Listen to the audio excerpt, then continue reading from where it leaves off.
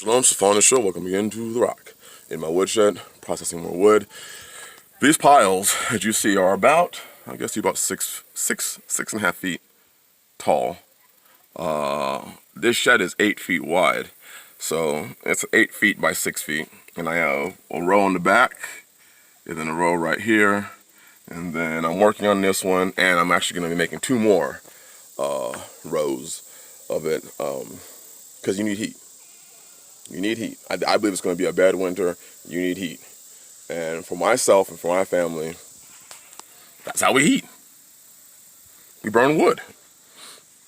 We even do a lot of our cooking like that. In fact, they're cooking right now, I believe, on a rocket stove, and I'll show you at the end of the video. But the question I have for this video is how many are willing to change? How many are willing and able to make the changes that are needed for what is coming? How many are willing to give up on certain comforts or a large majority of your comforts to make it?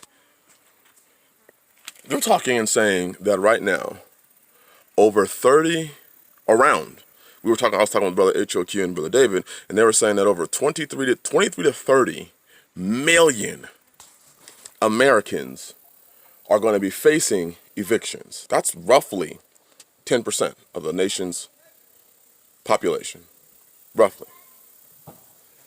What are they going to do? A lot of these people are going to be moving back to their parents' house or trying to find a way to move in with a friend. And what happens when you can't find a job, but you're moving you and yourself and, let's say, your child or children or family into somebody else's house, but you don't have a job? How long are you going to last there? When, let's say, they are struggling. They don't have enough resources inside of their house, and now they're going to be charged for sharing their resources with you. I'm telling you, it reminds me of the story we talked about this last live stream on last Thursday of the 5 wise and the 5 foolish virgins. How many people are willing to live different than they've always lived, to have to face what they would consider discomfort? How many people know how to process wood with a chainsaw? I'm talking, you have a chainsaw. And how many know how to process wood? How many know how to build a fire? How many people know how to start a fire? Let's say you don't have your Bic lighters. You don't have your matches. Let's say all you have is your, I'm not even gonna give that hint. I'm not gonna give that hint. How many know how to start a fire? Literally start a fire, not just cuddle together. I'm talking about start a fire. How do you cook? I've got my propane. What happens when propane runs out? What happens when gas runs out? What happens if all these things that we are so accustomed to having run out? And let's not even go that big. Let's just say you can't afford your rent. Let's say wintertime comes and you're living in an apartment and you can't afford to heat it. You don't have a job. You're struggling to pay rent. Your power gets turned off. Your natural gas line gets turned off. How do you make it? Because all of your finances are going to paying rent. How many of us are really thinking about this thing and making a change? This next live stream tomorrow night, 7th day night, Friday night for those, we're going to be talking about the macro and the micro. What are you focusing on, macro or micro? And in some cases, we're focusing on both. But I see a lot of people that are only focusing on the micro. I need, whatever problem I have right now needs to be fixed, the problem I have today, not knowing that these problems may never subside. They may never end. You know, some people are trying to figure out, how am I going to eat next week? How am I going to eat next week? How do I feed my family next week? This is why I've talked for so long about coming off the reservation, coming out of the reservations, being the cities, living a quiet and simple and peaceable life, making the change, because if you had the foresight, you would have seen that you could have seen since 2010 that this problem was coming. You could have seen since 2015, 2018, and you could have seen since 2019. As soon as the zombie plague hit, You could have opened up your eyes and seen, I should probably start getting ready. But so many people are so accustomed to the world just returning back to the way it is, and they never have to change. We're so used to everything in life around us changing for us to be comfortable. And if we don't like it, we whine, we complain, we argue until everybody changes for us. If I don't like my husband, I'll just argue and complain and fuss and fight until he changes to what I want him to be. If I don't like where I'm at work, what's happening at work, I'm just going to argue and fuss and complain and probably, yeah, I might even file a sexual harassment charge against my boss because he looked at my titties, longer than I think he should have. Yesterday he looked at it 3 seconds. Today it was 4 seconds. Now I'm filing a sexual harassment on him. You see, everybody's suing everybody else. Everybody's looking for quick money. Everybody's looking for a quick way out. People are spending more and more money on lotto tickets. Everybody's trying to make it rich real quick because they have no answers. I was reading a study on EBSCOhost or ProQuest or one of them, and they had interviewed like 5,000 people or something like that. And the question was, if you had $5 left in your life, how would you spend it? And sadly enough, out of the 5,000 people, over 25% of the people said they buy lotto tickets. Everybody is looking for a Hail Mary. Everybody is. Because nobody has planned. Nobody was willing and is willing to make the changes needed when you can. We don't want to make those extreme changes. We don't want to make any changes until times get bad. So simple questions. How do you heat your house this winter if you have no finances and you're reliant on flipping a switch? How do you turn your lights on? How do you charge your cell phone? How do you watch this video if you can't afford to pay your cell phone bill? Your internet bill? How do you communicate? How do you even apply for a job, considering a lot of these jobs now you're applying for online? How do you apply for a job if you don't have internet access? I'll hop in my car. Well, hey, there's a high likelihood people's cars are getting repoed in record numbers right now. People aren't able to pay their car insurance in record numbers right now. Let's say you get pulled over and you lose your car. Let's say the car gets repoed. Let's say, God forbid, your car needs a repair. Let's say, God forbid, you have to put gas in your car.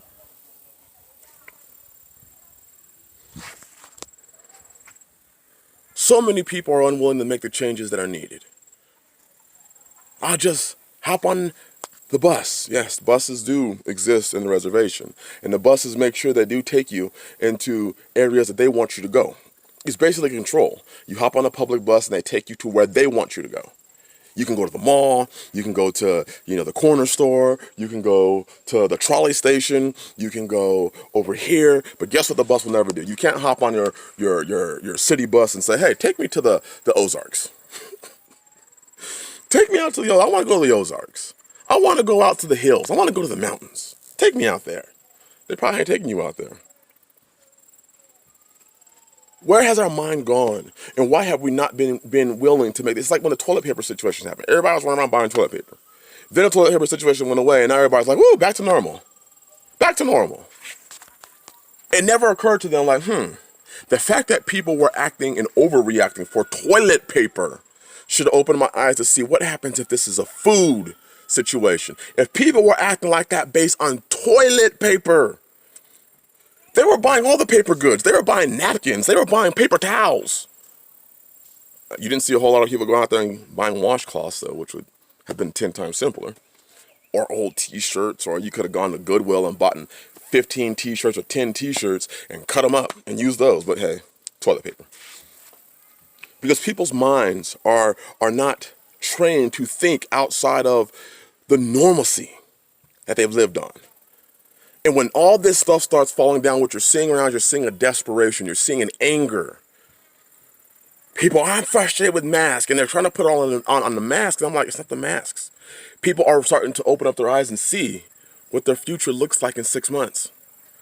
They're starting to see what their future looks like in 3 months. Some are starting to look at their future and say, I now know what my future is going to look like next month. I now can see how bad it's going to be. And I didn't plan for it. I didn't prepare for it. I need somebody else. And when people don't have anything, they just start losing their minds. They start going crazy and they start getting desperate and they start doing things that they probably never would have done. Never. Change is required. The Bible says, be ye transformed by the renewing of your mind. Old things are passed away and all things have become new. That takes a very different functional meaning right now. That takes a very different serious meaning today. When you have to literally kill the old self. I know people who, when it comes to tabernacles, they don't even want to tabernacle because it's so much discomfort. They can't fathom the idea of going in a tent and sleeping in a tent for 7 days. Not being able to take, their normal 5, 10, 15-minute shower. People are not ready to experience discomfort. But guess what they're about to experience? Discomfort. Because they were unwilling to change. They were unwilling to see things differently. And then in desperation, they're going to go and try to do things. I'll move out there and I'll buy some land and start from there. Well, hey, right now there's a building supply crisis. There's not, it's not just food that's not being moved right now. It's supplies that are not being moved. Warehouses have been shut down. Processing areas have been shut down. Manufacturers have been shut down. How do you get the lumber from out here? How do you get it from out here to your local Home Depot? Believe me, it doesn't just reappear. There isn't just, a processing plant in the back of Home Depot that makes the wood. It has to get shipped. It has to get moved. It has to get processed. Now, here they're processing wood fine, but even the prices out here are starting to go up. I've gotten reports of people paying up to $5 for a 2x4. $5 for a 2x4. This metal right here got people saying it's costing $20 to $25 a sheet. So even if building was an idea, everything is going up in price. How can you afford it? I want to come out. It's going to cost more. And then even if people are now looking simpler.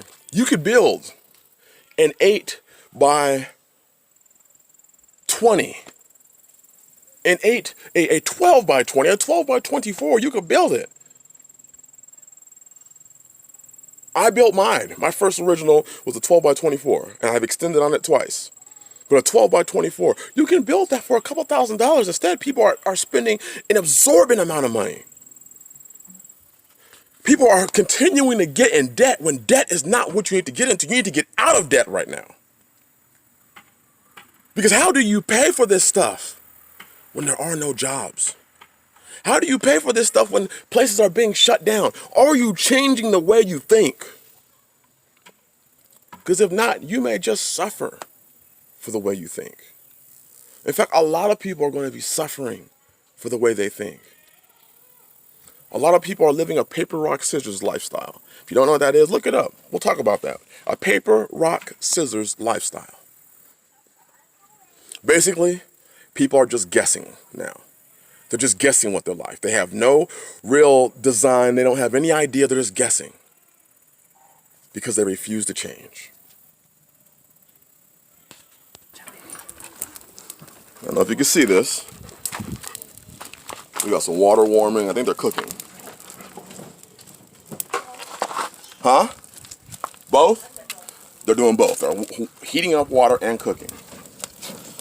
And all we're using is an old metal wheelbarrow that broke and had some, it's hot, some gaps in it. And a couple grates on top.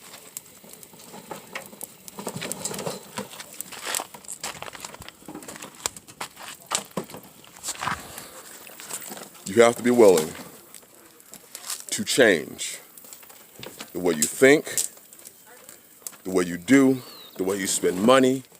You have to change and be willing to change everything to make it in the times that are presented before us now.